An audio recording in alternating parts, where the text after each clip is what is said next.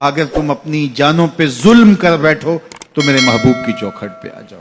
اور یہ حضور کی حیات طیبہ میں بھی تھا، ظاہری حیات میں بھی، کہ حضور کے پاس جائیں جب اپنی جانوں پہ ظلم کر بیٹھے، جس طرح حضرت ابو لبابہ سے ہوا. آج مسجد نبوی کے اندر ریاض الجنہ میں ایک ستون ہے، جس ستون کا نام ہے استوانۃ ابی لبابہ وتعرف بالتوبہ، معروف ہے ستون توبہ کے نام سے. حاجی جب جاتا ہے تو اس کی خواہش ہوتی ہے ریاض الجنہ میں جگہ مل جائے، ریاض الجنہ میں چلا جائے تو اس کی عرض ہوتی ہے کہ استوان ابی لبابہ کے پاس 2 نفل مل جائیں توبہ کے.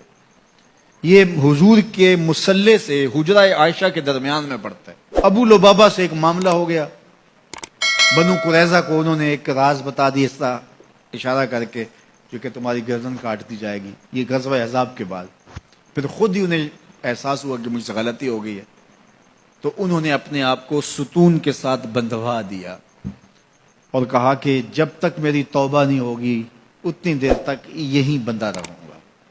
تو حضور نے دیکھا تو اب چونکہ انہوں نے قسم کر لی تھی، فرمایا ٹھیک ہے جس طرح اللہ کا حکم آتا ہے.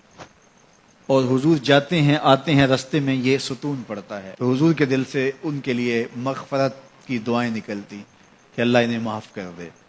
6 دن اور 6 راتیں مسلسل وہ ستون کے ساتھ بندے رہے کہ میرا گناہ معاف ہوتا ہے. اللہ اکبر. پھر اللہ کے محبوب پر وحی نازل ہوئی، ابھی پردے کے حکام نہیں اترے تھے.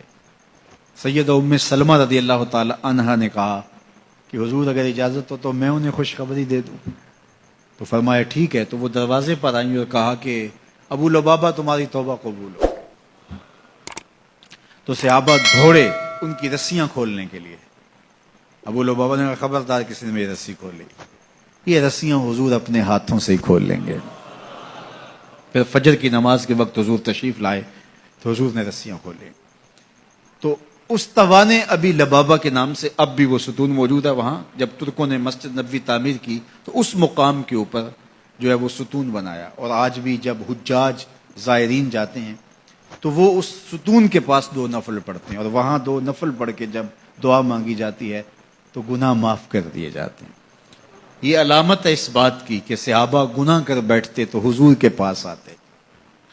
اب حضور کے وصال کے بعد بھی یہ عمل صحابہ میں جاری رہا، تابعین میں جاری رہا، بعد میں آنے والوں کے لیے جاری رہا، اور آج تک امت وہاں جا کے حضور سے شفاعت کی طلبگار ہوتی ہے اور اپنے گناہوں کی معافی اللہ کے حضور کے وسیلے سے طلب کرتی ہے. صاحب مدارک نے لکھا اسی آیت کریمہ کے تحت کہ حضور کے وصال کا 2 یا 3 دن تھا. ایک عربی دیہاتی دور دراز سے سفر کر کے مدینہ المنورہ پہنچا حضور سے ملنے کے لیے. جب داخل ہوا تو پتہ چلا کہ حضور کا تو وصال ہو گیا 3 دن پہلے. تو پھر اس پہ کیا گزری، اس نے رونا شروع کر دیا اور حضور کے روضے پہ آیا، قبر انور کی مٹی کو اپنے سر پہ ڈالتا اور کہتا حضور میں تو گناہوں کی بخشش کے لیے آیا تھا، اللہ کا کلام پڑھا تھا، اگر اپنی جانوں پہ ظلم کر بیٹھو تو محبوب کی چوکھٹ پہ آ جاؤ. مجھے یہاں آ کے پتا چلا کہ آپ تو وصال کر گئے ہیں، تو میں تو نہیں جانا جب تک گناہوں کی مغفرت نہ ہو. ضد کر بیٹھا، تیرے کولوں انج منگاں گا جویں اڑیاں کرے ایانا. تو وہ ضد کر بیٹھا، حضور کے روضہ انور کے پاس قبر نور کے پاس بیٹھ گیا، مٹی لا کے سر میں ڈالتا اور کہتا کہ حضور میں تو بخشش و مغفرت کے لیے آیا ہوں، میں نے تو نہیں جانا جب تک میری مغفرت نہ کر دی جائے. تو صاحب مدارک نے لکھا ہے فنودی من القبر انہ قد غفر لک، قبر نور سے آواز آئی جا تیرے گناہ معاف کر دیے گئے. یہ حضور کے وصال سے 3 دن بعد کی کہانی ہے. اور اس کے ایک عرصہ بعد امام عطابی کہتے ہیں میں حضور کے روضے کے پاس بیٹھا تھا اور ایک دیہاتی آیا اور اس نے بھی فریادیں کی اور فریادیں کر کے چلا گیا، اور میں بیٹھا تھا، بیٹھے بیٹھے اونگ آ گئی تو حضور کی زیارت خواب میں ہوئی اور آپ نے فرمایا اے عطابی اٹھو اور اس عربی دیہاتی کو ڈھونڈو، اور جب مل جائے میری طرف سے جنت کی بشارت دے دو.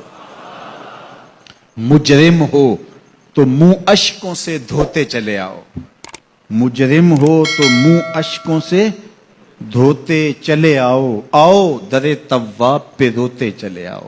قرآن میں مذکور ہے بخشش کا طریقہ، سرکار کی دہلیز سے ہوتے چلے آؤ. کہا جرم کر بیٹھو تو محبوب کی چوکھٹ پہ آ جاؤ. پھر کیا ہوگا؟ لَوَجَدُ اللَّهَ تَوَّابًا رَحِيمًا. تم تو گناہوں کی معافی لینے آئے تھے لیکن محبوب کو ساتھ لے آئے ہو، لہذا وسیلہ حضور کا ڈالا ہے تو گناہ تو معاف ہوں گے ہی ہوں گے، اضافی رحمتیں بھی عطا کر دی جائیں گی. اللہ اکبر. کرم نوازیاں ہو جائیں گی. تو ان کے در پہ حاضری سعادت مند لوگوں کا عمل اور وظیفہ رہا ہے.